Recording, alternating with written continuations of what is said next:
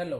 तो आज हम पढ़ने जा रहे हैं क्लास 12 चैप्टर 1, जिसका नाम है इलेक्ट्रिक चार्जेस एंड फील्ड। उसका एक टॉपिक जिसका नाम है कॉन्टिन्यूअस चार्ज डिस्ट्रीब्यूशन। ठीक है।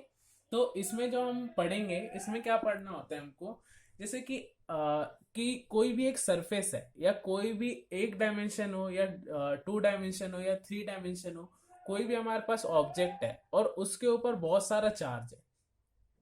तो कंटिन्यूअस चार्ज डिस्ट्रीब्यूशन हमको क्या बताता है, तो एक ऐसा क्वांटिटी देता है हमको जो कि सिंपली हम कहीं पे भी यूज कर सकते हैं किसी फॉर्मूले के अंदर। जैसे कि हमारा इस पेज के ऊपर बहुत सारे चार्जेस हैं। ठीक है, तो हम इसको एक नई क्वांटिटी के हिसाब से पढ़ सकते हैं। इसको एक अलग तरीके से हम मेजर कर सकते हैं। इन चार्जेस को कैसे मेजर करेंगे कि इस पूरे सरफेस पे कितना चार्ज है, इसको एक नए नाम से पढ़ेंगे अब। ठीक है। या फिर जैसे ये पेन है, तो इस पेन के ऊपर बहुत सारा चार्ज है, तो हम इसको भी एक नए नाम से पढ़ेंगे कि इस पेन के ऊपर, ये लीनियर है, तो इस लीनियर के ऊपर कितना चार्ज है। ठीक है। तो ऐसे करके हम चीजों को पढ़ेंगे। तो हम इसी चीज को हम फर्स्ट जो पढ़ते हैं जिसको हम कहते हैं linear charge distribution. Linear charge distribution हमको क्या बताता है, तो लीनियर चार्ज डिस्ट्रीब्यूशन बताता है कि कोई भी एक डायमेंशन, ठीक है, वन डायमेंशनल कोई भी अगर हमारे पास फिगर है, हमारे पास पेन है या थ्रेड है, उसके ऊपर बहुत सारा चार्ज है। ठीक है, तो उस चीज उसको हम नापने के लिए पढ़ते हैं लीनियर चार्ज डिस्ट्रीब्यूशन। ठीक है, इसको हम लैम्डा से लिखते हैं। तो यहाँ पे मैं एक लैम्डा का साइन बना देता हूँ। ठीक है, तो लीनियर चार्ज डिस्ट्रीब्यूशन का मतलब, जैसे इस पे मान लो बहुत सारा पॉजिटिव चार्ज है हमारे पास। ठीक है, तो हम इसको कैसे पढ़ेंगे, देखो लैम्डा इक्वल्स टू चार्ज कितना है पूरे की पूरी लेंथ के ऊपर, तो चार्ज अपॉन में लेंथ।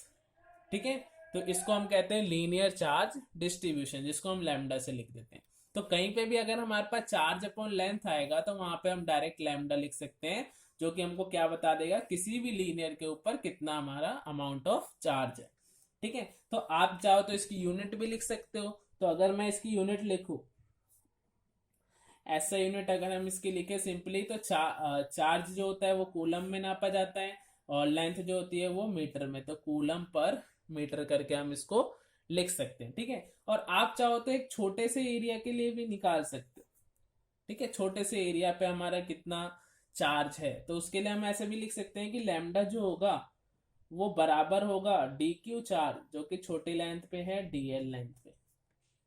ठीक है, यानी कि अगर हमको चार्ज जो है वो एक इक्वेशन टाइप में दे रखा है, तो हम अगर उसको डिफरेंशिएट कर दें विद रिस्पेक्ट टू एल, तो एल के लेंथ के रिस्पेक्ट में अगर डिफरेंशिएट कर दें तो वो हमारा इजिली लैम्डा की वैल्यू बता देगा। ठीक है, तो D Q by D L भी लिख सकते हैं। अगर छोटे से डी क्यू चार्ज के लिए अगर हम बात करें तो डी एल लेंथ पे है, तो lambda is equal to D Q by D L. इस तरीके से आप पढ़ सकते हो लीनियर चार्ज डिस्ट्रीब्यूशन।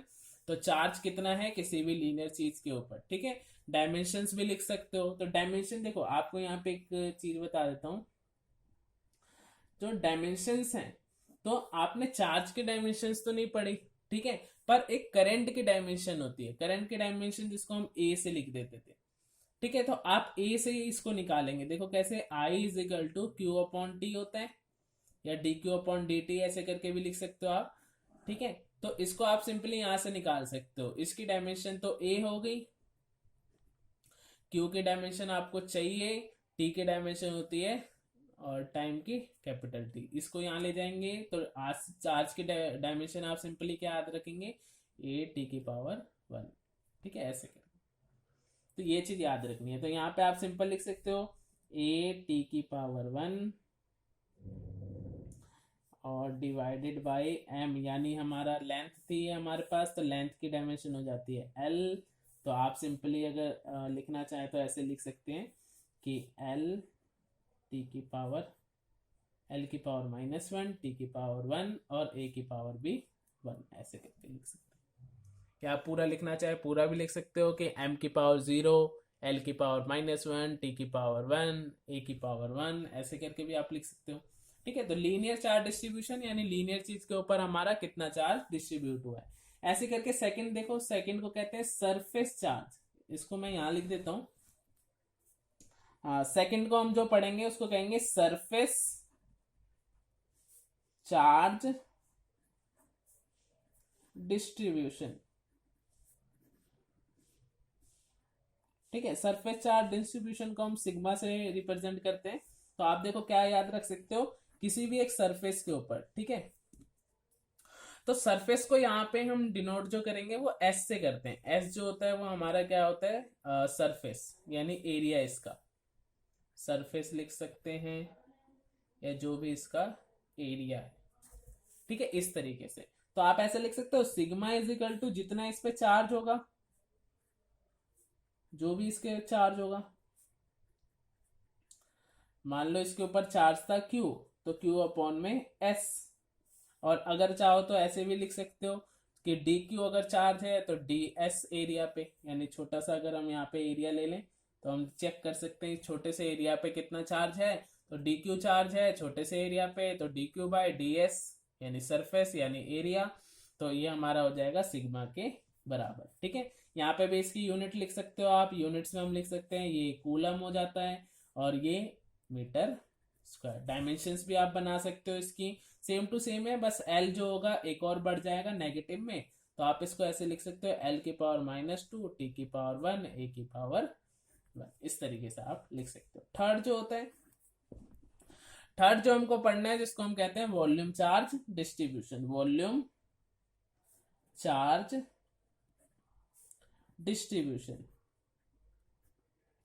यानी किसी एक वॉल्यूम के अंदर, किसी एक वॉल्यूम के अंदर या कोई भी हमारे पास एक 3D शेप है उस पर कितना चार्ज है, इस चीज को अगर हमको नापना है, तो जैसे एक क्यूब हो गया, क्यूब पे कितना चार्ज है अगर हम ये नापना चाहते हैं, ठीक है, या पर यूनिट एरिया पे कितना चार्ज है इसको नापना चाहते हैं, ठीक है, इस पे बहुत सारा चार्ज होगा, सरफेस पे होता है हमेशा चार्ज, ठीक है, अगर सॉलिड शेप है तो सरफेस पे चार्ज है हमारे पास,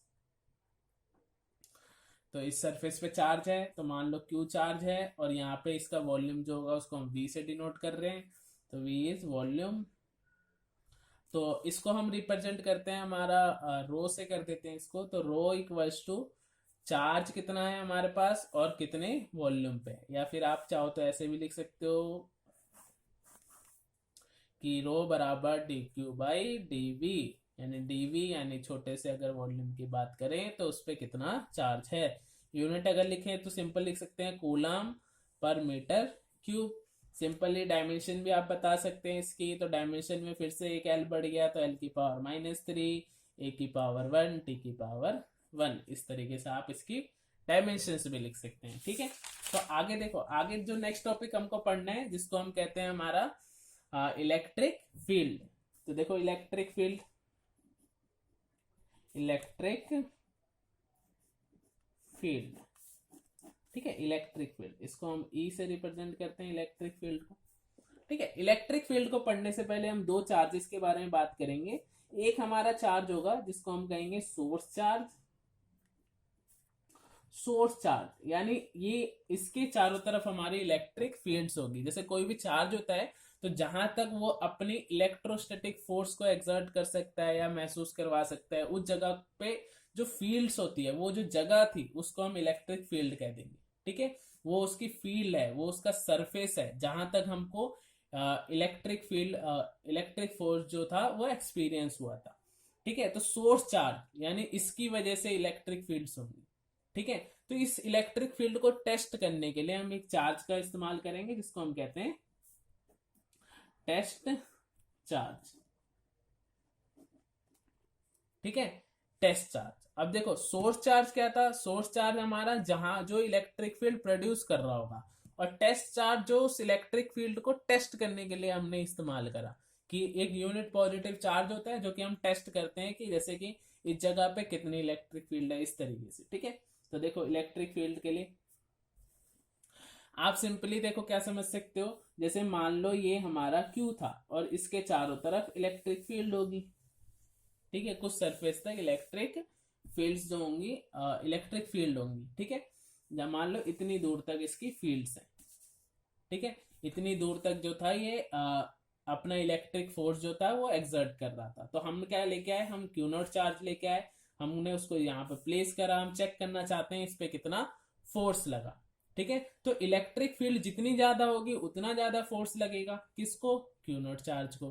तो इसीलिए देखो इलेक्ट्रिक फील्ड को आप सिंपली कैसे अगर लिखना चाहे तो ऐसे लिख सकते हैं, इलेक्ट्रिक फील्ड बराबर एफ यानी फोर्स जो लगा किसको, टेस्ट चार्ज को।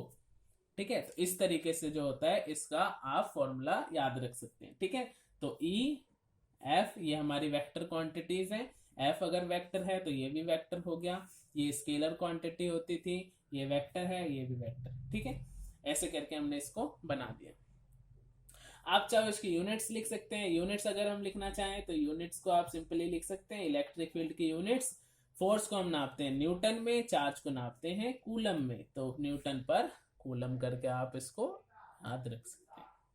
ठीक है, आप चाहो तो इसका डायमेंशन भी बता सकते हो, डायमेंशन अगर लिखना चाहो तो।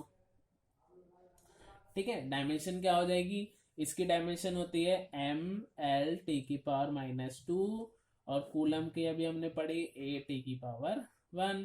ठीक है, सिंपली सॉल्व कर लेंगे तो ये हो जाएगा एम एल टी की पावर 3 हो जाएगी, टी की पावर -3, ए की पावर -1।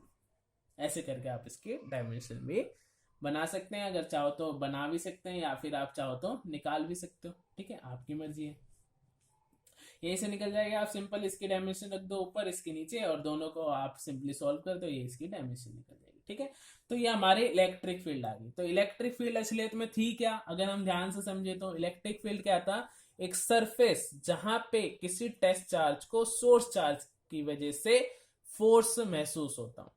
ठीक है, उस सरफेस को हम क्या कहते हैं, इलेक्ट्रिक फील्ड है, वो उस चार्ज की इलेक्ट्रिक फील्ड है। ठीक है, नेक्स्ट जो हमको इसके अंदर पढ़ना है वो पढ़ना है हमको एक और चीज आप यहाँ पे लिख सकते हो, ये हमारी वेक्टर क्वांटिटी होती है, इसको लिख ही दें, वैसे मैंने वेक्टर का साइन लगा दिया है पर आप लिख लो क्वांटिटी। ठीक है, इस तरीके से जो था आप इसको याद रख सकते हैं। ठीक है, आप चाहो तो देखो अब हम इसमें जो करेंगे एक नया फॉर्मूला भी आप बना सकते हो। ठीक है, देखो इलेक्ट्रिक फील्ड तो इसकी वजह से थी, महसूस इसको होगी। ठीक है, तो अगर आप चाहो तो इसकी फॉर्म में भी आप लिख सकते हो इलेक्ट्रिक फील्ड का फॉर्मूला। ठीक है, जैसे कैसे लिखेंगे देखो, E equals to E vector equal to, या ई लिख देते हैं सिंपली, एफ अपॉन में Q naught. F is force, force is electrostatic force. अब इलेक्ट्रोस्टैटिक फोर्स किन के बीच में होगा, इन दोनों के बीच में। अगर फोर्स लगाया है तो ये भी चार्ज ही तो था, अगर चार्ज है तो इलेक्ट्रोस्टैटिक फोर्स होगा। अब इलेक्ट्रोस्टैटिक फोर्स को देखो सिंपली, आपको क्लासेस में हमने पहले पढ़ रखा है, इलेक्ट्रोस्टैटिक फोर्स जो था उसको हम लिखते थे के Q1 यहाँ पे किसको ले लें, इसको या इसको, किसी एक को Q1 ले लो आप, तो इसको हमने लिख लिया Q। दूसरा charge Q0 test charge, source charge test charge. ठीक है, और लास्ट में इनके बीच का डिस्टेंस मान लो R था तो R का स्क्वायर, और ये फोर्स का लिख दिया हमने। अभी चार्ज तो बाकी है तो यहाँ पे हम चार्ज भी लिख देते। तो अगर इसको इससे कट कर दे तो हम यहाँ पे एक चीज देख सकते हैं कि इलेक्ट्रिक फील्ड जो होती है वो डिपेंड करती है सोर्स चार्ज के ऊपर। ठीक है, तो के ई इज इक्वल टू के क्यू अपॉन में आर स्क्वायर। ठीक है, तो इस तरीके से जो था आप इसको याद रख सकते हैं। ठीक है, आप चाहो तो इसका एक फॉर्मूला और भी बना सकते हो, के की जगह आप पुट कर सकते हो, जैसे कि 1/4 पाई एक्साइलम नॉट, एक्साइलम की फॉर्म में जो हमने पढ़ा था, तो हम इसको एक्साइलम नॉट की फॉर्म में भी लिख सकते हैं। ठीक है, तो इसको लिख दिया के क्यू अपॉन में आर स्क्वायर। एक्साइलम नॉट ये हमारे किसके लिए है, तो वैक्यूम के लिए। अगर कोई दूसरा मीडियम होगा तो वहां पे सिर्फ एक्साइलम लिख देंगे, और ई आर की फॉर्म में भी लिख सकते हो आप इसको। ठीक है, तो इस तरीके से आप इसको लिख सकते हो। ठीक है, एक ग्राफ भी बना सकते हो आप चाहो तो। देखो जैसे जैसे डिस्टेंस बढ़ता जाएगा, ठीक है, वैसे वैसे इलेक्ट्रिक फील्ड जो होगी वो कम होती जाएगी, और स्क्वायर है तो एकदम से कम होगी। तो आप यहाँ पे ऐसे ही बना सकते हो, जैसे इसको अगर मैं डिस्टेंस लिख दूं और इसको अगर मैं इलेक्ट्रिक फील्ड लिख दूं, तो जैसे जैसे आपका डिस्टेंस बढ़ रहा है वैसे वैसे ग्राफ जो होगा वो कम भी हो रहा होगा। ठीक है, तो इस तरीके से आप इसको बना सकते हो, क्योंकि E जो होता है इनवर्सली प्रोपोर्शन है डिस्टेंस के स्क्वायर के। ठीक है, तो ये आपका इलेक्ट्रिक फील्ड थी और लीनियर चार्ज डिस्ट्रीब्यूशन था। नेक्स्ट जो हम पढ़ेंगे नेक्स्ट क्लास में।